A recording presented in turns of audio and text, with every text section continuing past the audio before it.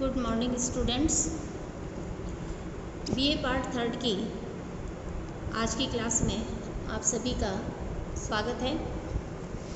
जैसा कि पिछले वीडियो में हमने एमएफ हुसैन जो चित्रकार हैं, विश्वविख्यात चित्रकार रहे हैं, उनका जीवन, उनका परिचय आदि के बारे में हमें ज्ञान प्राप्त किया था हमने, जिसमें मैंने आपको उनके जन्म, उनकी शिक्षा, उनके परिवार, साथ ही किस प्रकार उन्होंने अपने घर से निकलकर और घर से अलग होकर आर्थिक अभाव आदि में किस प्रकार उन्होंने अपनी कला को सृजित किया और किस प्रकार अपनी एक नई पहचान बनाई, इन सभी चीज़ों के बारे में मैंने पिछले वीडियो में आपको बताया था। इसके बाद इसी वीडियो को आगे कंटिन्यू करते हुए कुछ जानकारियाँ जो बाकी रह गई थी वो मैं आपको इस वीडियो में बता रही हूँ। उनकी कला के बारे में हम ज्ञान प्राप्त करेंगे। एमएफ हुसैन ने कई नए विषयों पर चित्रांकन किया, जैसे मदर टेरेसा, तांडव करते हुए रावण, गणेश, अकेली सीता, हिंसा का प्रतीक, अमिताभ बच्चन, फूलन देवी, दुर्गा, श्वेत कैनवास पर बिखरे हुए अक्षर, दिशाहीन उड़ते शांति कपोत यानी कबूतर, यहाँ तक कि उन्होंने फिल्म अभिनेत्री माधुरी दीक्षित से भी काफ़ी प्रभावित होकर उनकी एक पूरी चित्र श्रृंखला ही बना डाली थी। इसी प्रकार कुछ समय पश्चात वे मिस यूनिवर्स और फिल्म अभिनेत्री सुष्मिता सेन से भी काफ़ी प्रभावित हुए थे और उनके भी उन्होंने काफ़ी चित्र बनाए थे। एमएफ हुसैन फिल्म निर्माण, कोलाज तथा फोटोग्राफिक का कार्य भी करते थे, जिसमें उन्हें बहुत विशेष रुचि थी और साथ ही अंग्रेजी कविताएं भी लिखते थे। सन 2000 से 2001 में उन्होंने एक फिल्म गजगामिनी भी बनाई थी, जिसमें नायिका उनकी पसंदीदा और उनकी प्रिय यानी उनकी फेवरेट एक्ट्रेस या अभिनेत्री माधुरी दीक्षित ही थी। शायद आप सब ने वो देखी भी हो, नहीं देखी हो तो देखना ज़रूर कि किस प्रकार की रुचि और किस प्रकार के विषय से रिलेटेड या संबंधित उन्होंने यह एक आर्ट मूवी बनाई थी जिसका नाम गजगामिनी था। और इसमें माधुरी दीक्षित जो कि उनकी फेवरेट एक्ट्रेस थी, उनको उन्होंने इसमें लिया था।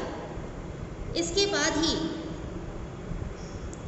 1993 में प्रयोग के तौर पर एक ऐसा विशाल कैनवास चित्र बनाया गया था जिसमें हुसैन के साथ ही 40 चित्रकारों ने मिलकर, लगभग 40 चित्रकारों ने हुसैन के साथ मिलकर एक ही कृति की रचना की थी, जो कि विश्व की एक अभूतपूर्व घटना रही है। भारतीय लोकजीवन, महाकाव्य और पुराण आदि उनके प्रेरणा स्रोत रहे हैं। उनका विचार है या उनका विचार था कि मुल्लाओं ने मुसलमानों को आध्यात्मिक रूप से गुमराह किया है, जिसके कारण वे अच्छे चित्रकार नहीं बन सकते। यदि हम ये देखें या हमने पहले कभी सुना हो या आज भी कई जगह प्रचलन में है कि मुस्लिम समाज या मुस्लिम धर्म में जो मुल्ला लोग हैं वो लोग ये कहते हैं कि कुरान में ऐसा लिखा है कि जिस चीज़ में या जिस आकृति में आप प्राण नहीं फूंक सकते वह आकृति या चीज़ बनानी या चित्र बनाना निषेध है। यानी आप ऐसा कोई भी आकृति नहीं बना सकते जिसमें प्राण मौजूद है या जो सांसारिक है। या तो आप उसे बनाते हैं तो आप उसमें जान डालें, और अगर आप उसमें जान नहीं डाल सकते तो यह आप नहीं बना सकते, आप उस आकृति का निर्माण नहीं कर सकते। क्यों? क्योंकि यह कार्य तो सिर्फ अल्लाह का है। यानी जो कुरान में मुल्ला लोग हैं, जो उनके मौलवी हैं तो मुस्लिम धर्म के, वो लोग ये कहते हैं कि कुरान में ऐसा बताया गया है, जो कि उनका धार्मिक ग्रंथ है, कि सिर्फ अल्लाह को ही यह अधिकार है कि वह किसी जीवित प्राणी जिसमें प्राण है वो बना सकता है, साधारण मनुष्य नहीं बना सकता। यही कारण है कि यदि हम मुग़ल काल में या मुग़ल कला में हम देखें तो वहाँ पर अधिकतर जो प्रारंभिक मुग़ल कला है या जो ईरानी या जो इस्लामिक कला है उसमें हम देखें तो वहाँ पर हमें कोई भी ऐसी आकृति या मानव आकार नहीं मिलता जिसमें प्राण है, या जो सांसारिक जीव में जिसमें जान होती है वह हमें चित्रित नहीं दिखाई देता। वहाँ पर केवल ज्यामितिक आकारों का ही हमें प्रयोग मिलता है। इसलिए एम.एफ. हुसैन ये कहा करते थे कि मुल्लाओं ने मुसलमानों को आध्यात्मिक रूप से गुमराह किया है, जिसके कारण वे अच्छे चित्रकार नहीं बन सके। हुसैन की कला में किंतु हुसैन की कला में कभी भी इस्लाम आड़े नहीं आया। उन्होंने इस चीज़ का पूरी तरह से पुरजोर विरोध किया और उन्होंने हर ऐसी आकृति का निर्माण किया जो कि जीव है, प्राणी है या जिसमें प्राण होते हैं, जैसे मानव है या कोई पशु आकृति है, जो जीवित प्राणी है, उन सभी के उन्होंने चित्र बनाए। इराक में लड़े गए युद्ध की प्रतिक्रिया स्वरूप हुसैन ने मुंबई में एक प्रदर्शनी लगाई जिसमें युद्ध के प्रति आक्रोश प्रकट किया गया था। बगदाद में हुए लोगों की मृत्यु, लौटती हुई सेनाएं, अपने अपने राज्यों को लौटते हुए स्थूलकाय शेर और पेरिस के मनोरंजन गृहों में खुशी मनाते यूरोपीय सैनिक, चीखती हुई बगदाद की विधवाएं, लाशों को झपटने की चेष्टा में ऊपर आसमान में मंडराते हुए विशाल गिद्ध, इन सभी आकृतियों के द्वारा या इन सभी चित्रों के द्वारा उन्होंने उस युद्ध की विभीषिका जो कि इराक में हुआ था, उस युद्ध की विभीषिका और मार्मिक निरूपण ही नहीं किया, बल्कि वहाँ की सेनाओं पर और मित्र सेनाओं पर एक बहुत ही तीखा व्यंग्य भी किया था कि ऐसे युद्ध से क्या फ़ायदा जिसमें इस तरह की विभीषिका हमें दिखाई दे या इस तरह की भीषणता दिखाई दे, सर्वनाश हो, जिसमें ना मानव का लाभ है ना ही प्राणी मात्र का लाभ है। तो उन्होंने अपने प्रतीकों के माध्यम से इतना तीव्र व्यंग्य इन चित्रों में किया था, जिसमें हमें इराक में जो युद्ध लड़ा गया था उसमें जो नरसंहार हुआ, जो प्राणियों का जो हमें हानि हुई, जो जीव हानि हुई, उन सभी का चित्रण उन्होंने बड़ी ही मार्मिकता और तीव्र व्यंग्यात्मक चित्रण के द्वारा उन्होंने हम सभी के सामने प्रस्तुत किया था।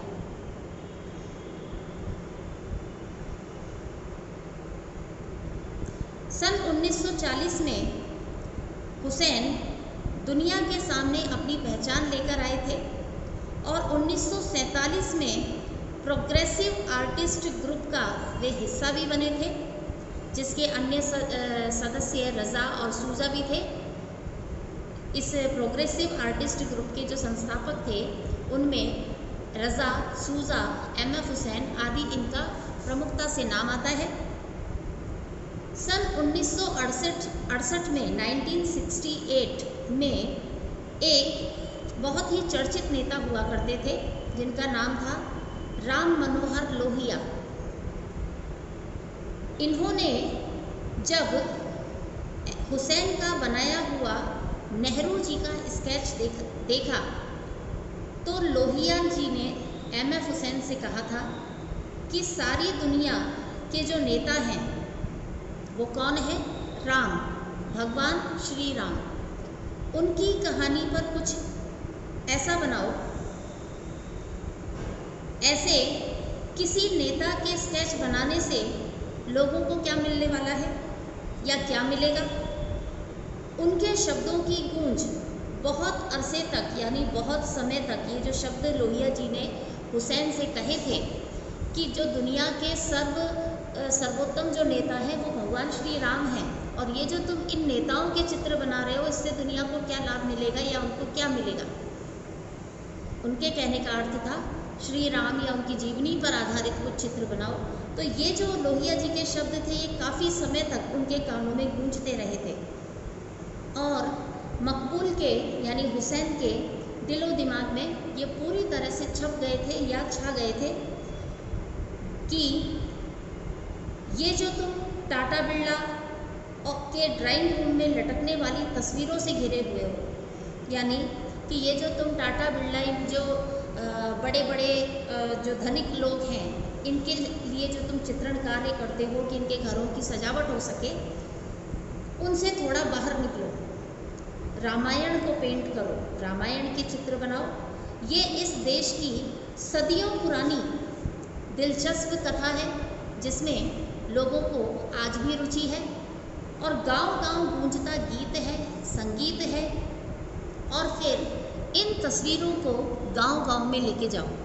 ये शब्द लोहिया जी ने एमएफ हुसैन से कहे थे, जिन्हें हुसैन ने आगे तक याद रखा और उनके लोहिया जी के कहने के 10 साल लगने के बाद उन्होंने रामायण पर आधारित लगभग 160 पेंटिंग्स तैयार की थी और इसके एवज में उन्होंने किसी से एक पैसा भी नहीं लिया था और 160 पेंटिंग्स उन्होंने रामायण पर चित्रित की, जो कि एक बहुत बड़ी बात है।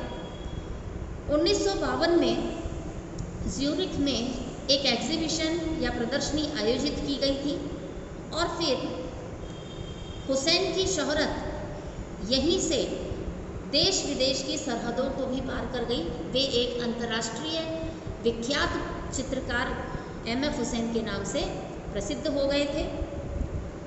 इसके 3 साल बाद उन्हें पद्मश्री से अलंकृत किया गया था। 1973 में 1973 में उन्हें पद्म भूषण दिया गया।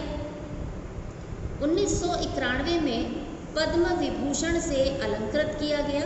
1973 में पद्म भूषण और 1991 में पद्म विभूषण से अलंकृत किया गया था।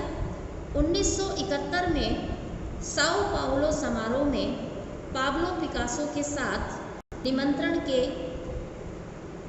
आभूषण से उन्हें अलंकृत किया गया, जो कि एक बहुत बड़ा सम्मान है कि पिकासो जैसे महानतम कलाकार के साथ उनकी प्रदर्शनी आयोजित हुई थी।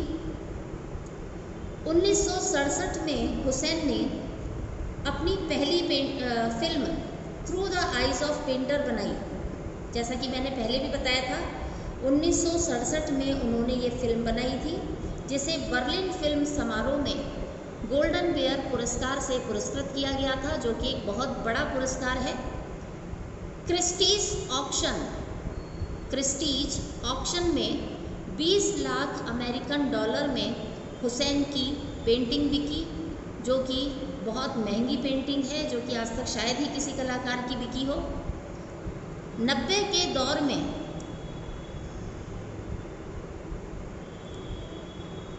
उन्होंने माधुरी दीक्षित की एक पूरी चित्र श्रृंखला तैयार इसके बाद ही की थी, जैसा कि मैंने अभी बताया। इसके बाद एमएफ हुसैन ने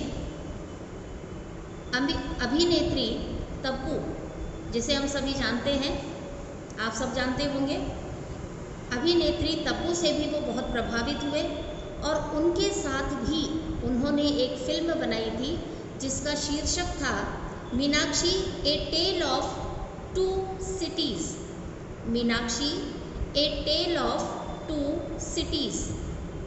इसके पश्चात वे सुष्मिता सेन और अभिनेत्री अमृता राव से भी बहुत प्रभावित हुए और उनका भी उन्होंने, उनके चित्रों का भी उन्होंने काफ़ी चित्रण किया। पूरे देश में उन पर नाटक पेंसिल से ब्रश तक, उन पर एक नाटक किया गया था। पूरे देश में एम.एफ. हुसैन पर एक नाटक किया गया था जिसका नाटक का शीर्षक था पेंसिल से ब्रश तक। इसका मंचन पूरे देश में किया गया था, जिसकी निर्देशिका नादिरा बब्बर रही थी। 1986 में हुसैन संसद की राज्यसभा में भी मनोनीत किए गए थे। 1986 में संसद की राज्यसभा में भी मनोनीत किए गए थे, जो कि देश के बहुत ही खास या प्रमुख लोगों को ये सम्मान दिया जाता है या ये अवसर मिलता है। 92 साल की उम्र में, जब वे 92 साल के थे, तब केरल सरकार ने आपको राजा रवि वर्मा पुरस्कार से पुरस्कृत किया था। हुसैन ने सरस्वती, दुर्गा और द्रौपदी की पेंटिंग्स बनाई थी, जो कि काफ़ी विवादित रही थी और उनका इन चित्रों के कारण या इन पेंटिंग्स के कारण हुसैन का भारत में बहुत तीव्र विरोध हुआ था। काफ़ी आंदोलन भी हुए थे। वे अपने पेंटिंग्स के ज़रिए, उनके, जैसा कि मैंने बताया कि उनकी पेंटिंग्स जो थी एम.एफ. हुसैन की, वो काफ़ी व्यंग्यात्मक होती थी और इतने तीव्र व्यंग्य होते थे कि लोगों को उन्हें झेलना बहुत मुश्किल हो जाता था, बड़ा कष्टदायी होता था, जिसके कारण उनका और उनके चित्रों का घोर विरोध होता था, जिसके कारण उनका हिंदुस्तान में या भारत में रहना भी काफ़ी मुश्किल हो गया था। उन्होंने लोहिया, फैज़, यामिनी राय, मदर टेरेसा, सत्यजीत रॉय, सुनील गावस्कर आदि सभी की पेंटिंग्स बनाई या उनके पोर्ट्रेट्स भी बनाए। इंदौर और राजकोट में हुसैन के खिलाफ देवी देवताओं के नग्न चित्र बनाने के आरोप में कई मुकदमे दर्ज किए गए। हरिद्वार की एक अदालत ने उनकी संपत्ति जब्त तक करने के आदेश भी जारी कर दिए थे। यानी ये विरोध इतने अधिक हो गए थे, इतने ज़्यादा तीव्र विरोध हो गए थे कि हरिद्वार की अदालत ने उनकी सारी संपत्ति जो कि भारत में थी उसे जब्त करने के भी आदेश दे दिए थे। यही कारण था उनका भारत में जो इतना विरोध हो रहा था, उनके ऊपर इतने केसेस हो गए थे, जिनसे वे परेशान होकर, दुखी होकर अपनी जो ये स्थिति उन्होंने भारत में देखी, जो कि इतना साल उन्होंने इतना समय यहाँ पर व्यतीत किया, इतनी मेहनत की, और उसके बावजूद जो उन्होंने ये अपना और अपनी पेंटिंग्स का जो उन्होंने अपनी कला का विरोध देखा, उससे उन्होंने दुखी होकर सन 2010 में कतर की नागरिकता स्वीकार कर ली थी। अपने अंतिम क्षणों में वे वहीं जाकर रहने लगे थे। मकबूल ने एक घोड़ा पेंट किया था और उस पर लिख दिया था, I the Indian origin painter M F. Hussain 895 have been honoured by Qatar nationality, जिस पर भी भारत में बहुत विवाद हुआ था। यानी वे अपने चित्रों के माध्यम से ऐसे संदेश दिया करते थे या इस प्रकार के मैसेज दिया करते थे जो कि बहुत ही तीव्र और चुभने वाले हुआ करते थे, जिनका विरोध स्वाभाविक था और भारत में एक आंदोलन की तरह उनका विरोध छेड़ दिया गया था। कई स्टेट्स की सरकारों ने उनके अदालतों में, कोर्ट्स में उनके खिलाफ केस भी दायर किए गए। इसके पश्चात अपने जीवन के अंतिम क्षणों में 9 जून 2011 को उनका निधन लंदन के रॉयल ब्रॉम्पटन हॉस्पिटल में हो गया था। किंतु वे इसके बाद अपने विरोध होने के बाद वे आजीवन बाहर ही रहे, हिंदुस्तान लौटकर नहीं आए और वहीं पर रहकर उन्होंने अपने अंतिम क्षणों तक कला का सृजन किया। इस महान कलाकार का निधन, जैसा मैंने बताया, 2011 में 9 जून को हो गया था और यहीं पर से उनकी कला की समाप्ति हुई। किंतु उनके चित्रों के उदाहरण या उनके द्वारा सृजित की गई कलाकृतियाँ आज भी हमारे सामने मौजूद हैं, जिससे हम उनकी महानता और उनके चित्रों के गहनतम अध्ययन को हम कर सकते हैं। आज के लिए बस इतना ही। इसके बाद नेक्स्ट वीडियो में मिलेंगे, तब तक के लिए धन्यवाद।